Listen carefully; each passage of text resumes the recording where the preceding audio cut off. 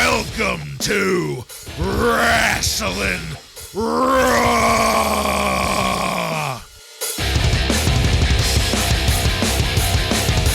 All right, you're listening to Wrasslin Raw, the podcast that takes you back to when Raw became war and Attitude ruled. Thank you for joining us. You're here with Ryan Arico. You're not an Okie. I'm an Okie. Joe Gimateo. What's this all about? And who do you think you are? I'm the one and only Jason Bartlett, and we're going to examine WWE history, one episode of Raw is War at a time. But first, I have a quick shout-out I wanted to throw out there. Ryan alerted me to a comment on one of our YouTube posts. This would be the October 6th, 1997 post on YouTube. User Chris Uncle Ahmed, I think I'm saying that right, he commented, "And I fucking popped." And I saw that, and I fucking popped. Hopefully there was nobody around him when that happened. I went back and looked at October 6, 1997, and I'm pretty sure the moment that Chris Uncle Ahmed popped was when they announced the Truth Commission as part of the Lumberjack squad for that Lumberjack match. That had to be it. It's the only answer. Yeah, what else could it have been? In this episode of Wrasslin Raw, we're going to be talking about the Raw that aired on December 15th, 1997. This Raw was recorded at the Whittemore Center Arena in Durham, New Hampshire, and features Jim Ross, Jim Cornette, Michael Cole, and Kevin Kelly on commentary in turns. Are you guys ready? I'm ready. Ready. All right, then, let's get into it. They were turning fans away there at the Whittemore Center, and it sucks to be those people because we kicked this off with the bell tolling and The Undertaker making his way down to the ring. First time we've had The Undertaker start things off in quite a long time. Yeah, it's a pretty rare event. Michael Cole, though, was waiting to interview him, and I was really hoping that Michael Cole's voice would crack during this interview. Hey there, Mr. Dead Man. Gee, you're pretty scary. So here in this segment, we got the news that the match has officially been signed. When they said that, I got my hopes up. I kind of forgot where we were.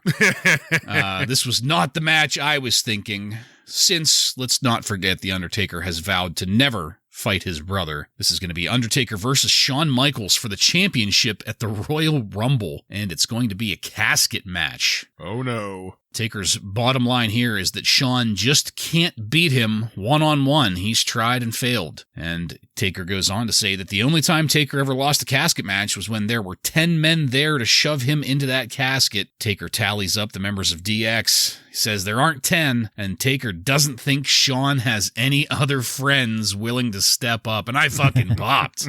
I thought that was a great line. But of course, Hellfire and Brimstone had to erupt, with Kane and Paul Bearer coming down to the ring. Paul Bearer was on his game tonight, lighting into The Undertaker about murdering his parents, highlighting the ever-growing list of superstars that are suffering at the hands of Kane because Taker won't face his brother. And then I said, woof, out loud as Kane slapped the fucking taste out of The Undertaker's mouth. By God, that looked and sounded amazing. Kane tried to go for one more time, but The Undertaker just simply blocked it and then walked away. We broke to commercial. It was for WWF The Music Volume 2.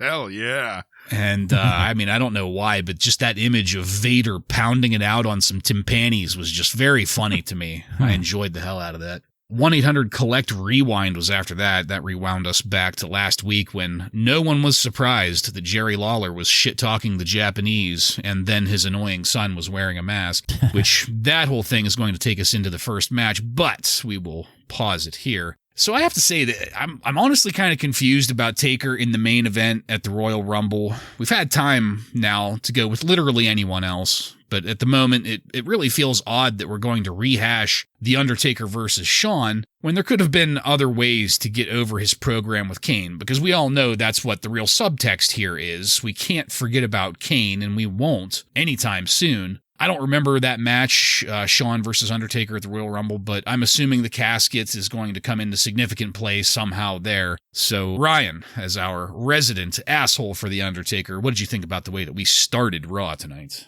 I'm with you in that, like, when they announced that The Undertaker was going to be wrestling Shawn Michaels for the belt at Royal Rumble, I was just like, where the fuck did this come from? Yeah. Like, it just out of nowhere. And they talk about it like we should have known already. Like, you know, and then they say we're going to give the match stipulation and that it's a casket match. And I immediately said, oh no to that, because you said you don't remember, but a lot of fans do. And this is going to be a monumental match for Shawn, I guess we could just put it that way. Yeah, so that's going to be one to look forward to just in the history of wrestling. But I thought The Undertaker did a pretty great job here telling Shawn, hey, you've never even come close to beating me. One-on-one, I've had my way with you. And, you know, he has. If we're going to be honest, you know, The Undertaker's kind of kicked Shawn's ass, especially the last time we saw it. He left him bloody and broken. So looking forward to it from that aspect. Then when Kane came out, I really loved this. I thought Paul Bear, you know, we're getting close to Christmas and he lays out this. In my head, I was trying to imagine a nice family photo with The Undertaker and Kane with his family. You know, just that vision in my head is hilarious. But Paul Bear says The Undertaker ruined it by murdering the parents. So I thought that was good. And then Kane slapping The Undertaker. You know, I was a little bit disappointed at the pay-per-view, but I felt like now that this has become a recurring thing, it kind of builded up and made it even better. The second slap, I thought, really hit home and advanced the story better than it did at the pay-per-view, only because it was the second time. The Undertaker blocks the second one and then slowly shakes his head no and walks away. So this story is going to continue. Thankfully, I want to see its conclusion. And moving on to the commercial, I mean, these music volume, I don't know how many of them I had, but it was more than I should have, you know, paying money for these entrance music. It was pretty stupid on my part and anyone else out there that did it, but it was still great. I love driving around in my 88 Tercel blasting I'm an Ass Man or whatever song was coming up next. So I did enjoy that. Well, you had to give back something since you took all those pay-per-views away. Right. Michael Cole is a complete product of Vince McMahon. Yes. It makes me sick. Yes. We're told that this match against Shawn Michaels will be a casket match, and I guess not knowing the future, it's basically telling us right away, like, okay, this casket stuff is going to be a setup for something with Kane, you know, so it's pretty predictable, I guess, that Kane is going to be involved in some way and that casket might play a part in it. But yeah, it's unfinished business between Undertaker and Shawn Michaels, but then it's a little confusing because we have Kane involved, we have Owen Hart wanting a piece of Shawn Michaels as well. So it's just kind of thrown in there. But, you know, I liked The Undertaker's promo. I think him mentioning that he's giving us a little bit of a history of the casket matches. He's saying that he's only lost one of them and it took 10 guys. And I think he transformed into Mark Calloway there for a couple seconds. When he did. When he said that Shawn doesn't have any other friends. Calling him almost the scrawny ass. He was like slipping into the biker Undertaker for a second. Yeah, so that was fun to see. And the story between Undertaker and Kane, I mean, yeah, the slapping is kind of weak, but at the same time, to me, it's just people are waiting for the Undertaker to finally strike back. And to me, it's going to take more than just a slap in the face. So we're going to wait and see what happens there and continue to have our taints tickled. Yeah, I mean, well, consider my taint tickled, especially after what Ryan was saying there. I don't remember this casket match or anything to do with it at all. I didn't even realize that they had another match together, period, The Undertaker and Shawn here in this era. So it's going to be new to me, but yeah, taint tickled. So the end of that last segment very cleanly transitioned us over into our first match of the night. Taka Michinoku defeats Jerry Lawler by disqualification in 5 minutes and 45 seconds. I didn't want this match any more than I wanted Michael Cole to join JR and Kevin Kelly on commentary, but I got it anyway. While I certainly did not need another reason to not take Taka Michinoku seriously, I got it with Jerry Lawler. There were multiple spots where you could see Lawler was like too heavy for Taka to work with. Lawler was shitting up the place with cartoony behavior. He even once went so far as to imitate Brian Christopher's laugh there in the ring. Lawler was too slow rolling out of a moonsault. Commentary covered that really well, but it was just a bad spot. And at one point, Lawler gently threw Taka out of the ring. Taka oversold it and acted like hitting the commentary table was devastating. And meanwhile, JR's glass of water wasn't even shaking there.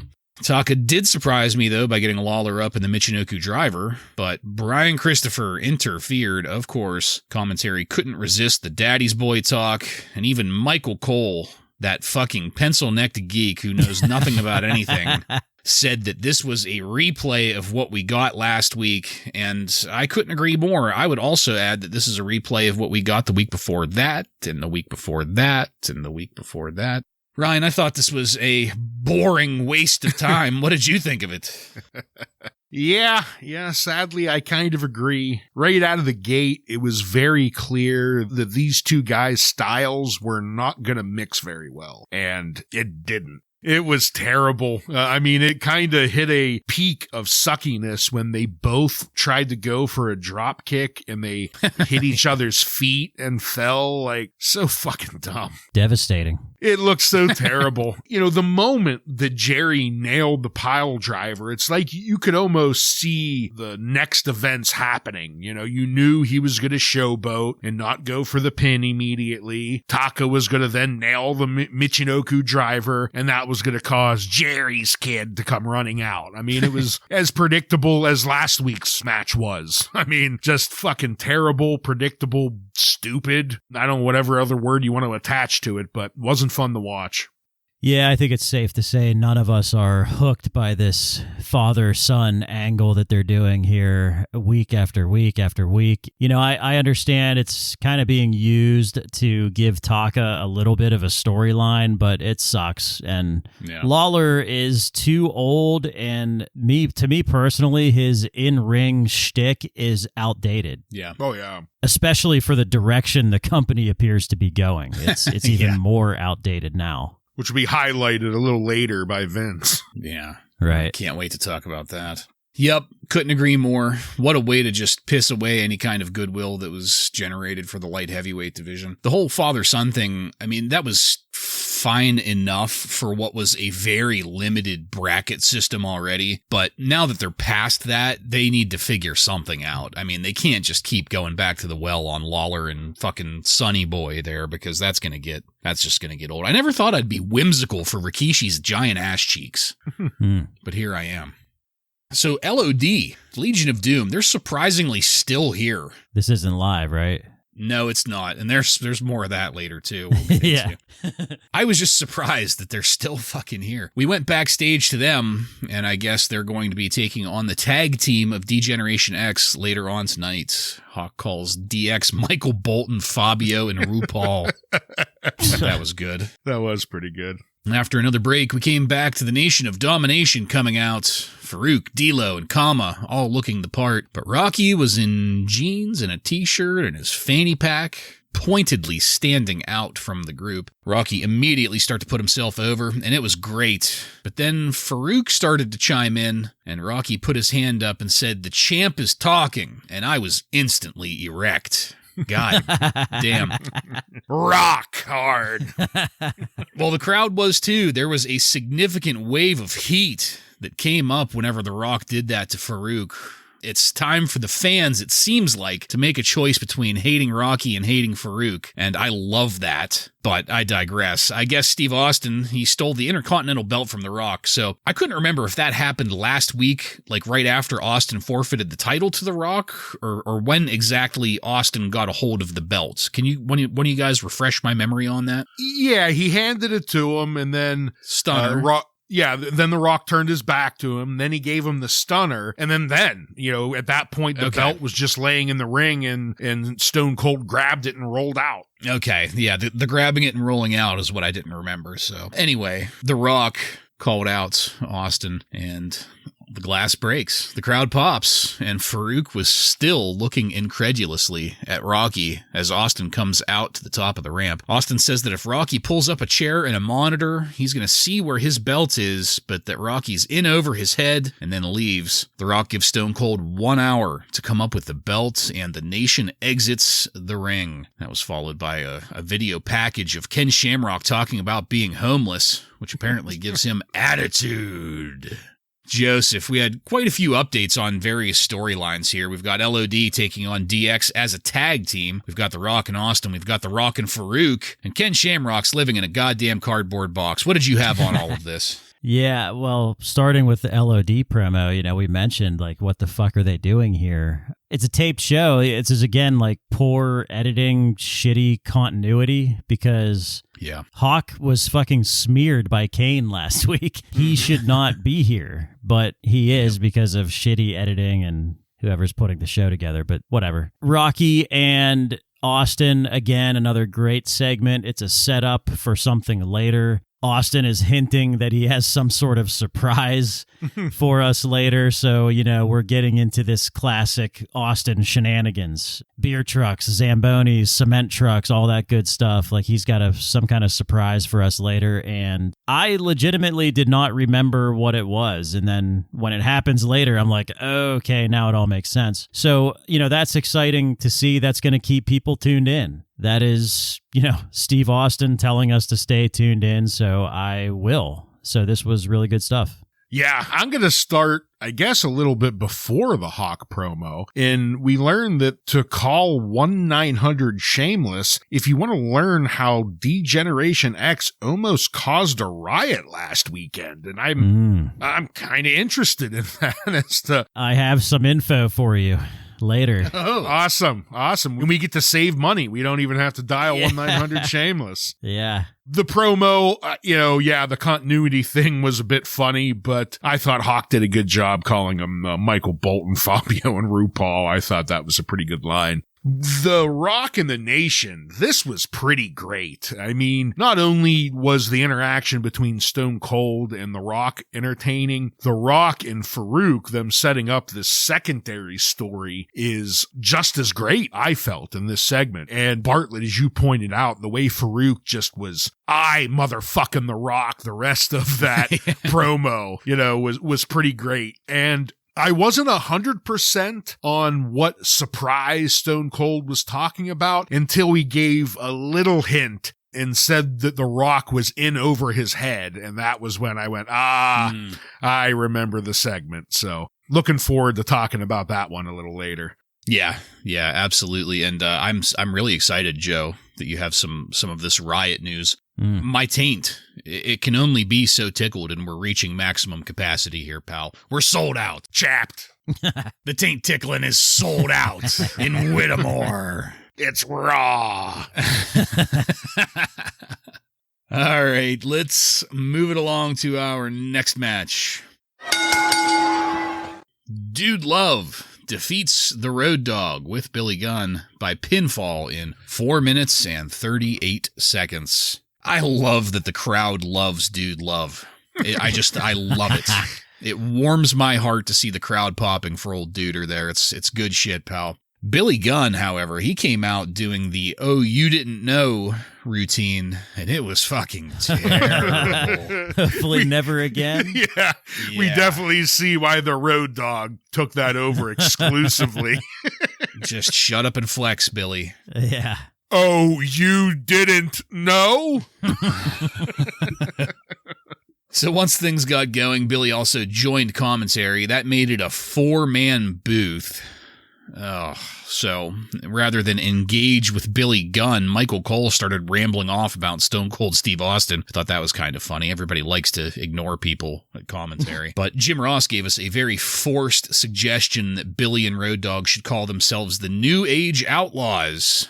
which Billy liked. Such an awkward setup that I mean, nobody can really be expected to remember it, I guess, but just not natural at all. I don't really care because we're finally able to stop calling them still unnamed, but Billy liked it though, and that's really what mattered. When Dude Love briefly used the mandible claw, Michael Cole started freaking the fuck out about how he's morphing in front of us. Oh my God. Fucking twerp. After the finish, the segment continued with the New Age Outlaws double-teaming Dude Love up the ramp and at the top of the entryway. They ended up contriving a way for the dude to fall off the top and through a table set up, and the Outlaws went down and started attacking him there, and they broke to commercial to end the segment. So we got the naming of the Outlaws, we got a hardcore spot with a table, and yet I still got bored with this match. I don't know what it was, or maybe what it was lacking, but for me, this just had zero energy to it. Even at the end, the table spot, it should feel shocking for this time in 97, but it just didn't. It just felt like another phase of the segment. Joe, what did you think of this match? Yeah, I agree with you. I mean, the biggest thing to come out of this is hopefully Mick Foley did not have too much damage from that table bump that he took, and we get the official name of the New Age Outlaws. So, I guess we can call them that now, which is good. Billy Gunn on commentary is not good.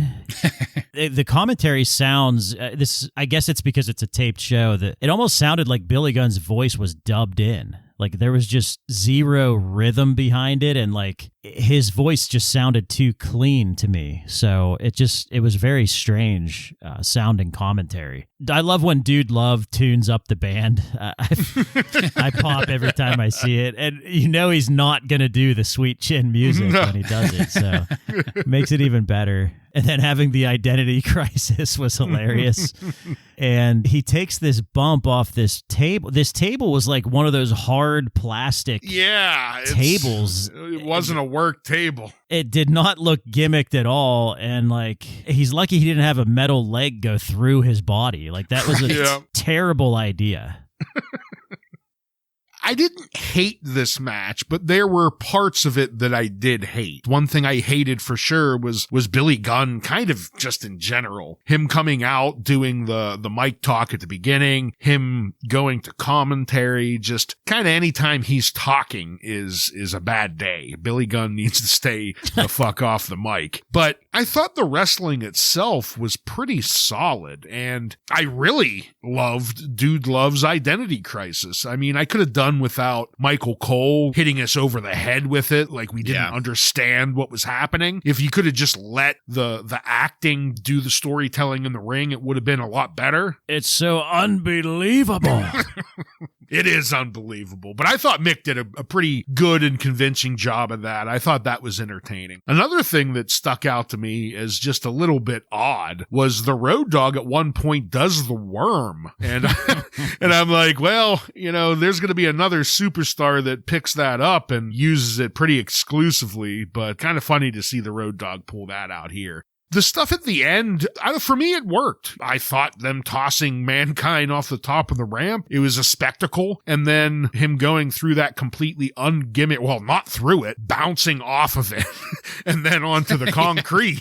Off of that ungimmick table, it just looked painful. They showed it from a few different angles, and every time it was just like, there's no way to break that fall. So that, I guess, was memorable, but I just feel a little bad for Mick Foley having to take that bump. Yeah. So whenever I was watching it a couple days ago, I think it might have been Hot Ones that Mick Foley was on, and he was talking about his whole philosophy of risk-reward analysis when it comes to these ridiculously hard bumps, and how he always thought about what the ultimate reward is going to be based off of the level of risk he was about to take, and yada yada. And I couldn't help but watch this match and think to myself, you calculated wrong on that one, Mick. The reward for that risk was not at all what you thought it was going to be. No. And this match really pissed me off with Michael Cole. I don't know exactly. I mean, they haven't come right out and said it in like news or anything, so I'm just guessing, but it almost feels like this is a tryout between Michael Cole and Kevin Kelly to see if they can really stand being at the big table. Mm-hmm. Kevin Kelly we know is good, but Michael Cole, it's just, whenever he's sitting there, it feels like somebody told him before he went out, you need to start practicing screaming everything because that's how you're going to get it over. It doesn't matter what's happening. As long as you scream it, you're going to sound excited and people are going to get excited with you. I mean, he really took that to heart and used that strategy, but... Maybe that was Ahmed Johnson gave him that. Oh, probably. If you don't start yelling, you're going to get moked. All right. So after that, we got a replay of what happened before and during that break with EMTs walking Jude Love out of the area, and we went straight into our next match. Mark Henry defeats the Brooklyn Brawler by submission in 2 minutes and 1 second. And it feels like forever, but like the Brooklyn Brawler, he was a jobber of the week once, wasn't he, Ryan? Oh, he absolutely was. He was crowned Duke of Jobbers. Yeah. Back on our December 26th, 1994 episode. Well, thank you for that. A riveting story. He's like a chemical engineer or some shit, isn't he? Yeah, something, I remember. Yeah. All right, well, here in the ring, Mark Henry came out to that same baby elephant walk music that Butterbean came out to at the pay-per-view. Well, don't worry. His music will improve someday. So JR on commentary and Brawler in the ring were great picks for Mark Henry's singles debut here. He did have a singles debut months and months ago before he got injured. I don't count that because I don't fucking remember it at all, but JR did a great job of presenting the world's strongest man as a rookie, but still dangerous. And the Brawler did a really great job of selling Mark Henry's strength. For every move that Mark applied to the Brawler added this extra burst of speed to the sell to really make it look like Mark Henry was just powering through everything. We did get an update that Austin has left the building and has taken a camera crew with him. He's on 495. So we'll continue getting updates on that throughout the night. And then Mark Henry finished off the Brawler with a bear hug to get the submission. Ordinarily something that I would consider a bit of a ridiculous submission hold, but in Mark Henry's arms, that looks real as fuck, and I loved it. So Ryan, on top of JR and the Brawler, this match clocked in at 2 minutes, and I don't think they could have done a better job debuting Mark Henry. Talk about the right commentator, the right opponent, and the right length of time in the ring. Just, get in and get out before the green gets too bright. What'd you think of this? Yeah, I couldn't agree anymore. This was a good old-fashioned jobber match. Yeah. I mean, this is exactly what you want. You put the newcomer Mark Henry and you put him up against a very well-established jobber who knows his way in the ring like the Brooklyn Brawler. And Mark Henry, with the help of JR, looks like a fucking monster in the ring. Those fucking legs, those glutes, they're so fucking enormous. I mean, his thighs were like the size of the Brawler's midsection. That's how fucking monster this guy is. And, the way he finishes it, like you said, most of the time a bear hug would be kind of a roll your eyes at type of submission. But in the hands of Mark Henry, you kind of imagine he could crush you in half, It's a believable submission with him. And, this is how you do it. You have someone like Mark, he's definitely green. There's no doubt about that. But he could use his amazing strength to kind of hide his inexperience in the ring and really still make for an entertaining match while he, learns the ropes, literally, in this case. If I remember, didn't they show him deadlifting like 4 billion pounds?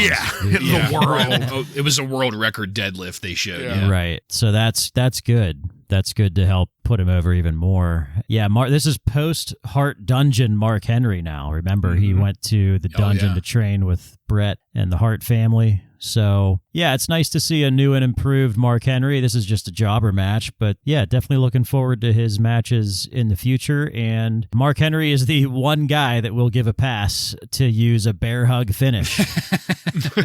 If there's one man that can pull that off, it is Mark Henry. So that was just fine with me. But what was not fine with me was his ring gear. It was some of the worst. It was a black T-shirt under a black singlet.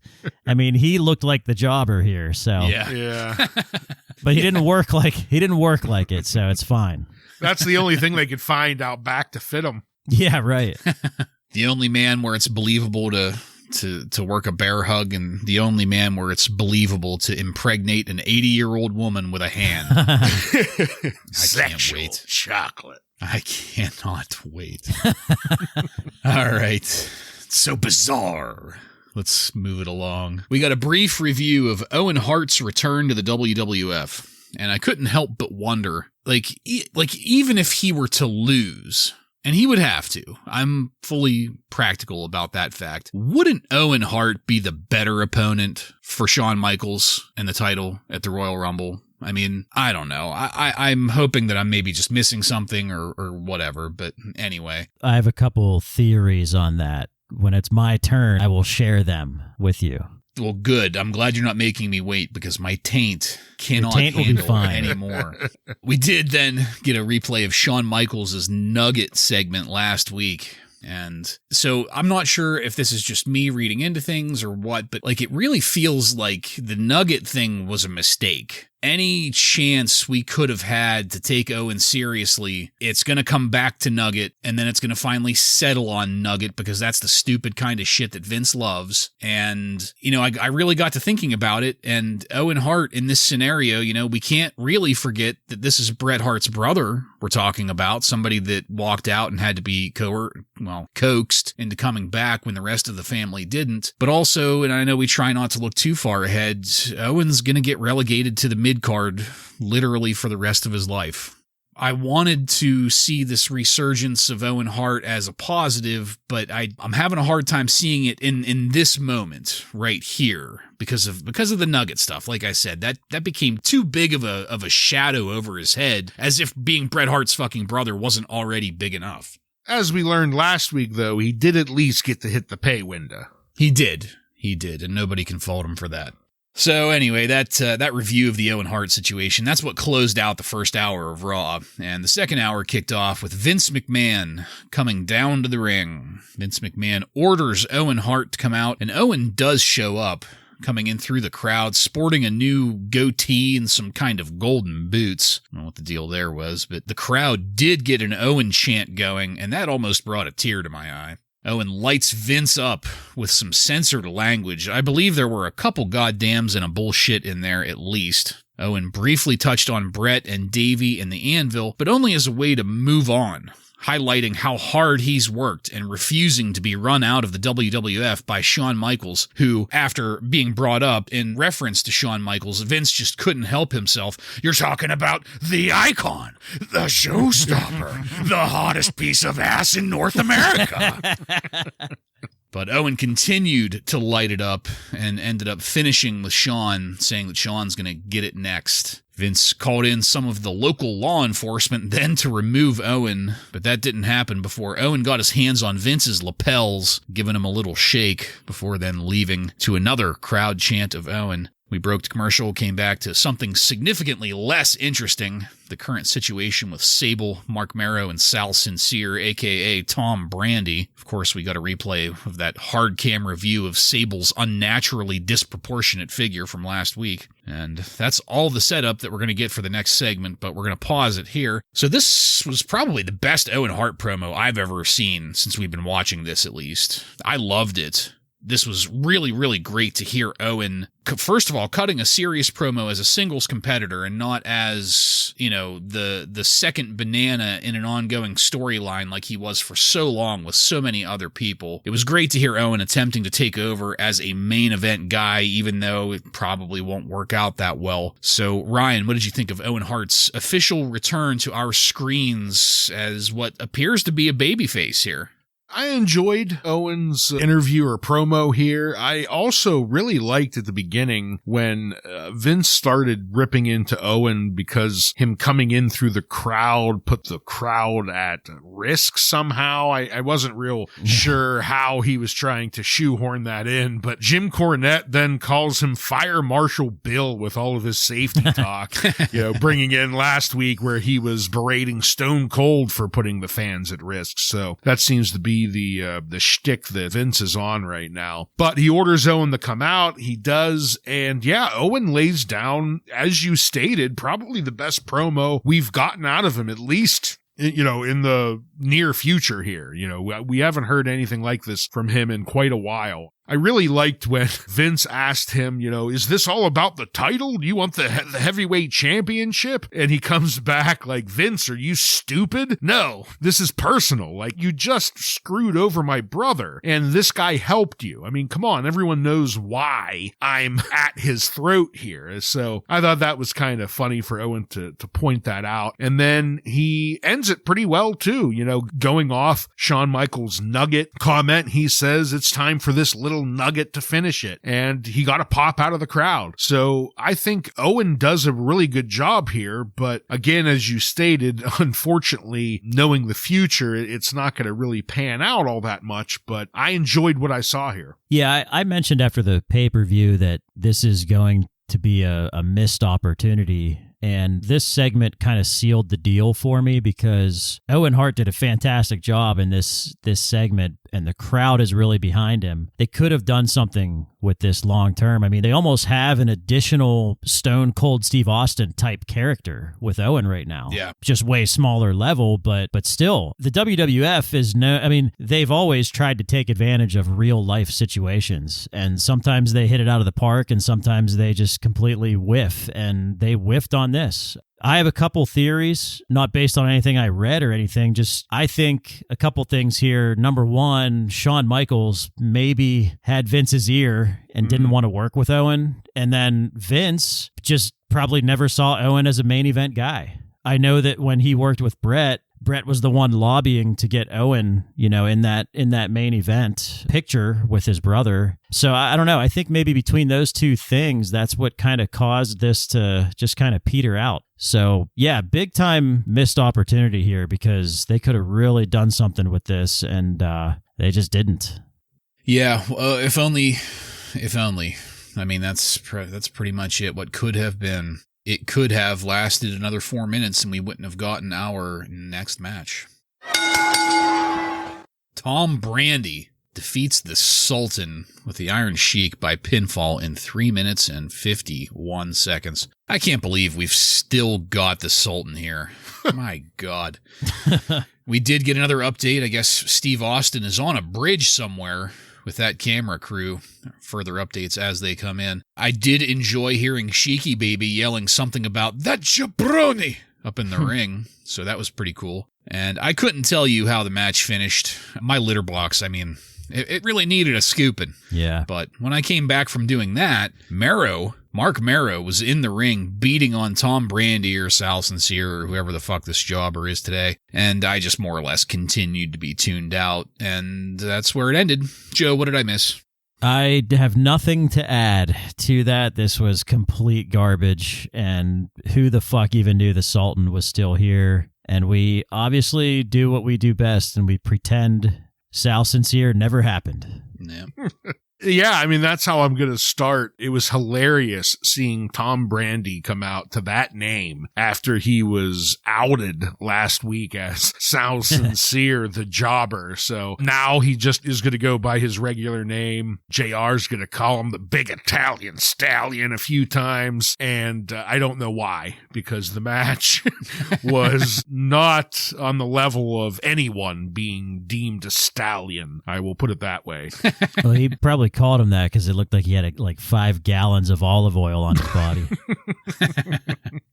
The Sultan, it is astonishing that he is still wrestling under this gimmick, and it's even more astonishing that Sheiky Baby's still collecting a paycheck coming out with him. Like, just unbelievable, really. And then Mark Marrow at the end comes out, attacks him with his signature nut shot, and the crowd chants Sable, because that's exactly what the crowd was thinking this entire fucking match. Can't we just see some bolt-ons? Yeah. Yep. All right, let's move it along. Hey, did you know that 1-800-COLLECT is sponsoring the Royal Rumble this year? How about that? At least, karate fighters, like, they make it fun. I'm just guessing, but I'm guessing that we're going to have a bunch of commercials involving wrestlers making collect calls like the fucking cheapskates they are.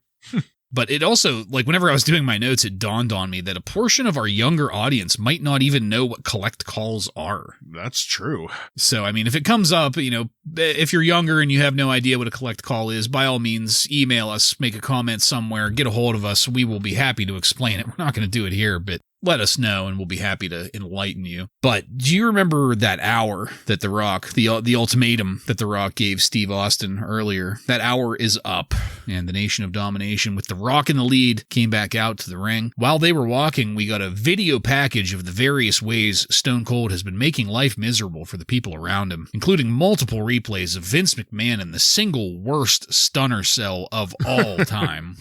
Back in the ring, Rocky says that time is up and Austin is officially a coward, but up on the Titantron, we got a view of a hazy moonlit night and a man in a camo jacket on a bridge. Austin proceeded to list the things that The Rock is going to need to get the belt back, among them a snorkel, an oxygen tank. He then throws all of that and the Intercontinental title off the bridge into the water below. We got a nice clear camera view of the belt sailing through the air and hitting the water. Austin finished it up saying that The Rock can swim out there and get it or drown. It doesn't matter because Rocky's a piece of trash.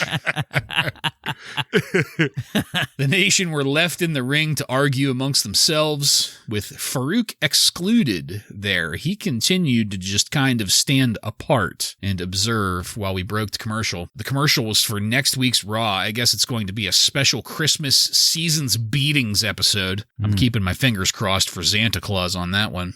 Clip show. Oh, shit. I didn't even think of that. God damn it. All right. When we came back, we got a fucking editorial from Vince McMahon titled "The Cure for the Common Show." And Vince was at peak disingenuous sleazeball here. Vince pretty much murders kayfabe, focusing on entertainment as the main aspect of sports entertainment. Vince says that the era of the superhero that urges you to say your prayers and take your vitamins is passé. And whenever he said passé, he did the single most condescending fucking head shake down the nose, look at the fucking camera that I've ever seen. What a pompous, arrogant piece of trash. Fuck. Good guys versus bad guys. And this whole thing, passe, that's especially rich on an episode featuring the fucking Sultan, Jerry the King Lawler, and the Brooklyn Brawler on the card.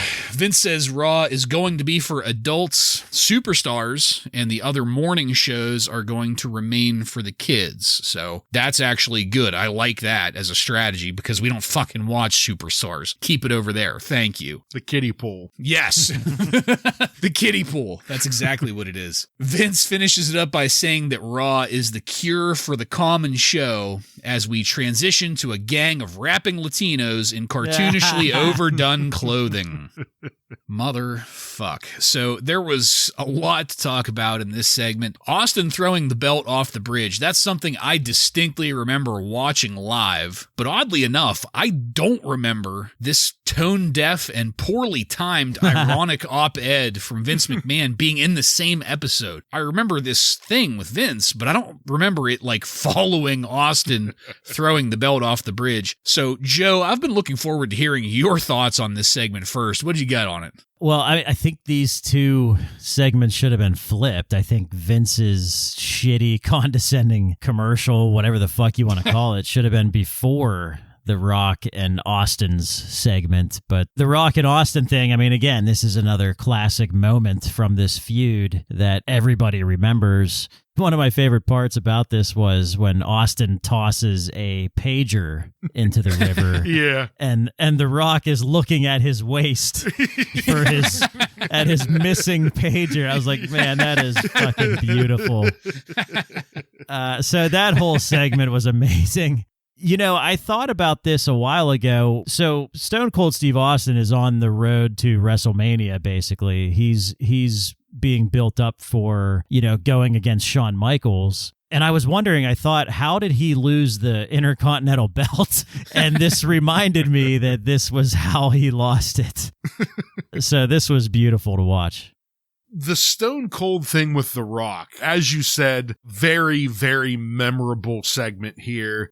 I forgot how much I love Stone Cold's promo during this. Maybe my favorite to date, when he's just rattling off all this shit that Rock's gonna need in the river to look for the IC belt. And I thought the way he ended it was just absolute gold. When he tossed the belt in and tells The Rock to send him a page if he finds it. I'll send you back to 316 and a big old thumbs up.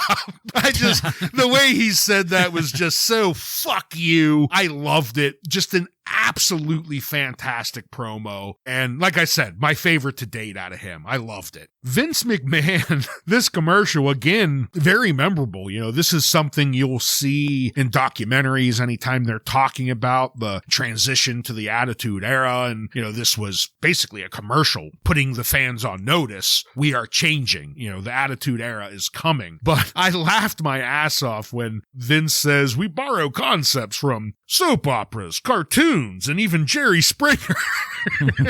Three of my favorite things. Three of the best things on television in the 90s. But when he cut the passe line, my God, what a smarmy fucking car salesman. This whole commercial sounded like it would have been played at like 2 a.m. on some infomercial or something. It was just so shitty. But it's a milestone. We are in the Attitude Era, and just to kind of further highlight his point here, I looked a bit ahead on the cock, and starting in January, so in just a few weeks here, they have all episodes from that point on rated as TV-14, where everything right now is PG. When did you say that starts? January. Basically, the next season of Raw. The new season. Yeah, is TV-14. Yeah. So that's something to look forward to. It is, and you better not be looking forward to good guys versus bad guys. That's passe. Joe, did you have anything you wanted to add about that Matt McMahon segment? No, I hated it. All right. Hey, let's move along then to something you may not have hated. Our next match. Steve Blackman defeats Jose Estrada by pinfall in 1 minute and 39 seconds. Los Boricuas fucking terrible at rapping. The actual song is terrible. Like, it's not just them, but like the song itself is horrible. Horrible. And then, in perfect contrast against this group of fucking clowns, Blackman comes out, and he looks legit. He's in the gi, he's got a very stern look on his face, and his face alone looks like you could grate a block of cheese off of it. The guy is just, he looks like a walking fist that is ready to blast apart anybody in front of him. The work here wasn't terrible, because it's hard to blame the deficiencies on Blackman, being green as he is, when it could just as easily be Jose Estrada being useless, which is entirely possible. Blackman ended up winning with a German suplex bridged into a pin, which I thought was neatly done. So, Ryan, in terms of new guys in singles debuts, I thought this was the exact opposite in every way of Mark Henry's match earlier. What did you think of it? Yeah, I mean, not a very strong match, but I didn't think Blackman looked bad. You know, he came out and did, like you said, he looked like a legitimate badass, kind of like the way Ken has looked. You know, very similar demeanor to the two. I did like JR continues to push Anvil, Pennsylvania right down the road for me. He says that Blackman has a martial arts studio, which is still in operation to this day on top of Blackman's Bell Bondsman Company. So So that martial arts studio has some lasting power. Got to train up those future bail bondsmen. He's creating his own pipeline to recruiting. The highlight of the match was the bridging pin. I thought that looked pretty impressive for a new guy to pull off. But Los Boricuas, my God, they gotta fucking go. Yeah, this did not do Steve Blackman any favors. No. He's a newcomer, and the guy looks like he's like a real life version of someone out of Street Fighter. I mean, the guy is like chiseled out of stone. He's got the martial arts background. But yeah, this was just a shitty match against a shitty wrestler that tries rapping and is also shitty. Just everything about the Boricuas is terrible, and I'm tired of seeing them every fucking week. Yeah. Don't forget about Jose and how high he hikes up his pants either. Yeah, they're a smidge too high. I believe right to the tits is the way that you put it last week. Yep. Or maybe the week before. 1 more inch and he could tuck the nipples into the waistband. It's where those buttons where you usually attach the suspenders, you just attach them to the nipples. Exactly. Okay, let's go to DX backstage, getting ready for their match against the Legion of Doom. DX figured out that even though it's Chyna's turn, she's not a wrestler, so either Shawn or Triple H is going to have to take Owen Hart out. They do rock, paper, scissors to figure out that Triple H is going to be the one dealing with that. I loved Chyna in this. This was short, but it was another one of those really great examples where she says nothing, but that silence on top of just the overall look, but also her facial features, her rolling her eyes at them, and just whenever they say that it's Chyna's turn, her face lights up. She starts to get excited. And then they say that she can't do it, so she rolls her eyes. And the fact that she is this silent creature in between these two loud and obnoxious thugs, just, it really maintains the mystique of what Chyna is, and I fucking love it. In a commercial break, we got the laser tag slam of the week. That being from Shotgun Saturday Night, where The Undertaker tombstoned the Sultan. It wasn't enough. He came back. So this segment was very brief, and let's keep it that way, guys. Ryan, what'd you think of DX's promo, and also just anything you might want to throw in on laser tag nostalgia here? The promo here was pretty good. Like you said, the contrast between the silent and the two obnoxious chuckleheads, it just makes both stand out even more, and it does a really good job with it. Seeing this promo, I thought to myself, it's been a couple weeks now with no mention or view of the Sarge. And, I know that wasn't the end of Commissioner Sergeant Slaughter, but they definitely decided he had to go away for a little bit, which makes sense. You've completely embarrassed your authority figure, and if he can't win the match against the people that he's trying to make do things, well, then why do they have to listen to him? Yeah. He's still wearing the cone after getting neutered. Yeah, that's exactly it. So, that just was something that popped into my head seeing DX here. But Shotgun Saturday Night, we got to see the Sultan, man. He's getting jobbed out left and right now. Yeah. Well, Sergeant Slaughter, he got deployed. He was at boot camp a couple weeks ago, and he's deployed now. So, yeah, this promo, I like what you said, Bartlett, about keeping that mystique behind Chyna. I think that they're really using her very well. And Shawn Michaels and Triple H really play off of it really well, too. They're doing a good job of selling that mystique for Chyna, along with her abilities as well. So, yeah, it works really well, these three right now. Now, we're going to get into some more things later, but these three together it's just, I know Rick Rude left on not very good terms, but the group is so much better with just these three right now than it was with him. Yeah. As a part of it. Absolutely. He stuck out like a sore thumb in that. Yeah. Yeah, he didn't fit. All right. Well, guys, let's head into our final match of the night. The Legion of Doom defeats D-Generation X with Chyna by disqualification in 10 minutes and 15 seconds. The entrance editing, still terrible. Triple H, he's still wearing that dumb robe. Just wanted to throw that out there at the top. Things got going, and I was just watching along, mostly enjoying it, until Shawn Michaels slid out of the ring to avoid Animal, and Hawk railed Shawn at the outside with a clothesline. My God, Hawk hit Shawn like a fucking freight train. It looked amazing. And it was at that point that I noticed an audio discrepancy. There were symptoms throughout this episode, but right here we got a pretty clear view of the commentary table sitting there in absolute silence, saying nothing, even though we had rapid-fire commentary from both Jim Cornette and Jim Ross coming across our speakers. So that just jumped out as glaring to me. There was a ridiculous amount of double teaming that the referee and impotent wiener, Earl Hebner, was powerless to do anything about. I loved the collision in the corner. It looked like maybe a botched spot, but I laughed heartily at it regardless. Hawk and Shawn Michaels running into each other on the rebound there after an Irish whip. Of course, though, the Road Dogg and Billy Gunn showed up. And I say of course because LOD is here. I did not think at all that it was going to have anything to do with DX. And by the time we're done with this, it still won't have anything officially to do with DX, but the Road Dogg, he fucking chloroformed Hawk at the outside.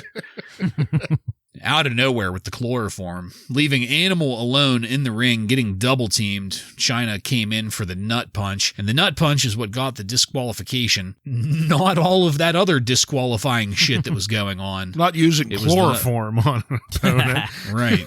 It was the nut punch. The New Age Outlaws end up shaving the mohawk off of Hawk while DX watched. DX and the Outlaws teamed up and put Animal through the commentary table. A 4-man superplex, I guess. Hawk gets 1 or 2 more attacks thrown at him up in the ring, and after the Outlaws and DX do some more celebrating together, the Outlaws exit, while Shawn Michaels is left in the ring with the rest of DX to ponder the Outlaws' skills. Very, cartoonishly fingering his chin and scratching his head and making, well, isn't that interesting facial expressions. And we fade to black. So the thing that I wanted to really get out at the top of this was that I was confused as to why Chyna needed to give Animal the nut punch once Hawk had been drugged into unconsciousness. That seemed a bit like overkill. But then again, you know what? In the end, it doesn't really matter because this tease of pairing DX and the Outlaws was interesting enough to get me past whatever concerns I might have had. So, Joe, what did you think of our final match and the way the Raw ended tonight? Well, going into it, I didn't really love this closing the show because there's just really nothing here between DX and LOD. So I thought, okay, we're probably going to see an Owen Hart appearance here, but they swerved me pretty good on this. I did not expect the New Age Outlaws to come out here and wreak havoc here, and they did. And, we're getting that teaser of, wow, are these guys going to join up with DX, or are they going to be kind of, I guess, pledging for a few weeks? It's only a matter of time now before they are official members, and I am looking forward to the next couple weeks or however long that takes for these guys to officially join the group. Yeah, I'm kind of on the same page as you guys here. I thought, a little bit worried when the match first started just because LOD, we haven't really been all that high up on them the last few times we've seen them in the ring. But I thought, before the antics happened at the end, the actual tag team match was pretty solid. Then when Jesse James comes down and starts attacking, it was cool to see the beginning of the extended DX. But one thing that I was scratching my head over because, like Joe, like you said here, how many weeks is it going to be before we now have the Outlaws join DX? And I could be completely off, but in my memory, they didn't join till after Shawn left. Yeah, that's what I thought. So I think we're in for a little bit of a long haul in this, I guess, tryout for DX. But I could be completely wrong on that. Maybe they do join before he leaves, but looking forward to it because it was definitely something that stuck out in this segment. Yeah, absolutely agreed. And it's a nice way to start to tie things together because like you both mentioned, DX and LOD, like what the hell do they have in common? How did we even get here? But if that's the payoff, the New Age Outlaws now being in, the periphery of DX, then that's absolutely worth it. All right, so as I said, we faded to black. So let's take it on over to highlights and lowlights.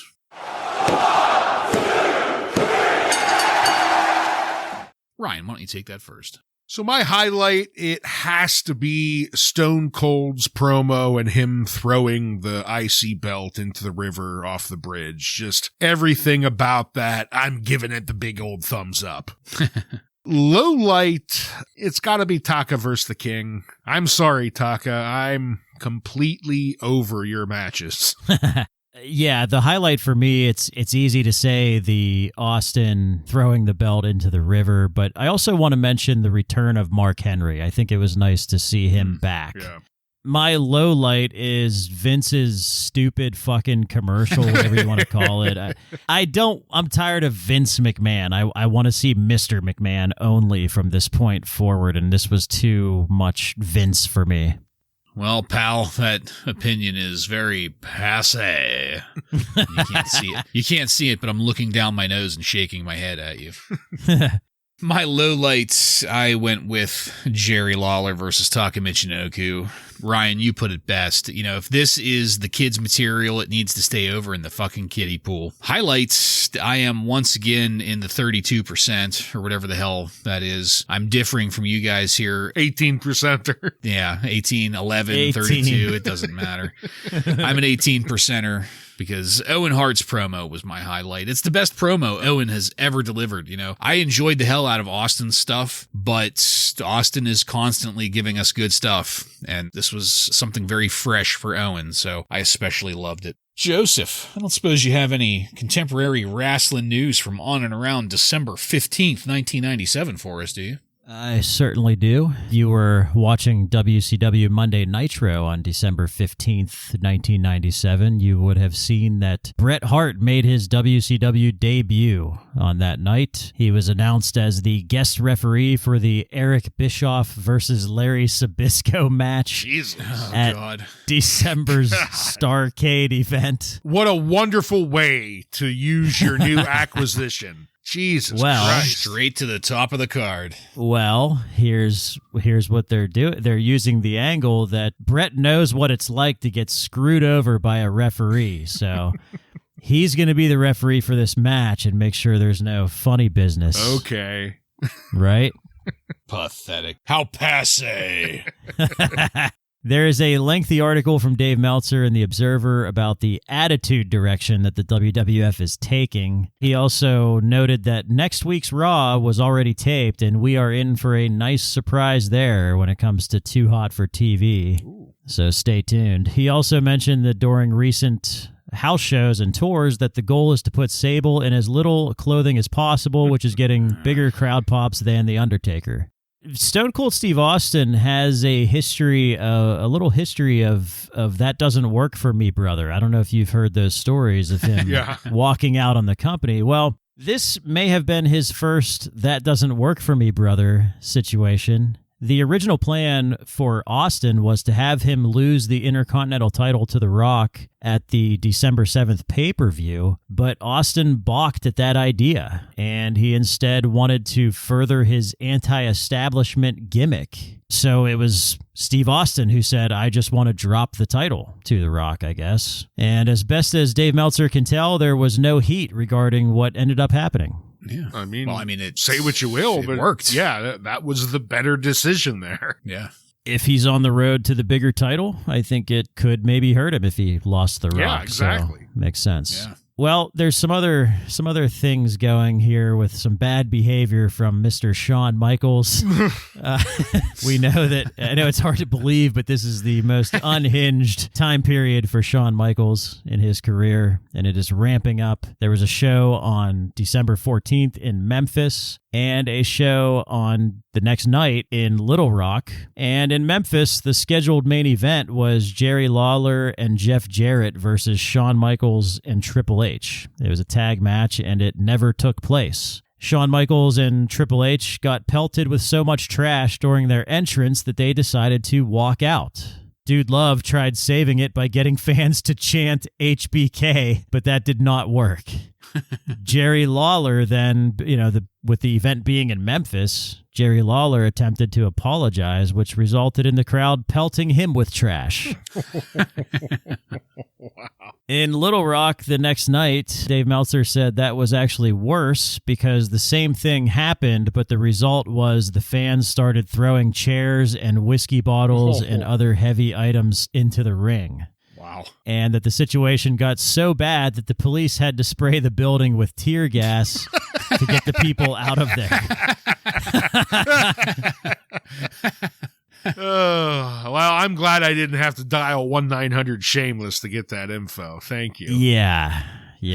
I was just going to say, so just to clarify for our listeners, the timeline there, because you're saying that show happened on December 15th in Arkansas, whereas the show that we're reviewing tonight aired on December 15th. Yeah. Just because it aired on December 15th doesn't mean it was recorded on December 15th. So if you notice that date discrepancy, that's why. Yeah, we're in the era of the taped shows again for some reason, so hopefully we'll get back to the live format soon. The situation with British Bulldog, you may be wondering what's happening there. I guess his contract talk is still up in the air, so he's not saying he's going to return or leave yet, so we're not sure. Last piece of news here is some unfortunate news, and that is that Dude Love appeared to have fractured some ribs from that table bump tonight. So he may miss some time. We will see what happens. And that is all. The calculation was off, dude. Yeah. Although I have a feeling, knowing Mick, there's not going to be much time off for a couple broken ribs. Yeah, he'll just morph into mankind and embrace the pain. He's turning, and man, oh my God, right in front of our eyes. Say it. Scream it. And that's it, folks. We are done with this one. I want to thank you again for joining us. If you like what we're doing here and want to connect with us, you can email us at WRASSLINRAW. Just add @gmail.com to the end of that to submit questions or comments. Check us out on social media and on every podcast subscription platform. While you're there, don't forget to follow and subscribe to get every episode of Wrasslin Raw coming to you every week. Give us a 5-star review and tell all of your friends to tune in to the most indignant Monday Night Raw review podcast on the airwaves. Next week on Wrasslin Raw, we're going to take a look at the Raw that aired on December 22nd, 1997, with matches featuring 8-Ball, D'Lo Brown, and many more. So, for Joe and Ryan, I'm Jason, and this has been Wrasslin Raw.